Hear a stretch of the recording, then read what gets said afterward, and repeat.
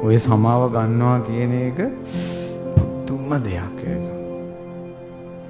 සමාව ගන්නවා කියන එක පුරුදුුනේ නැත්තම් ඒක සංසාරයට යනවා.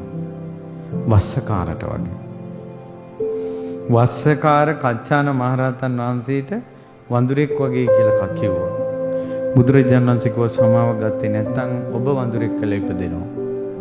එහෙම මට බෑ කිව්වා සමාව ගන්න. මම දැක්ක එකනේ කිව්වේ මට බෑ කිව්වා. සමාව ගත්තේ නැහැ.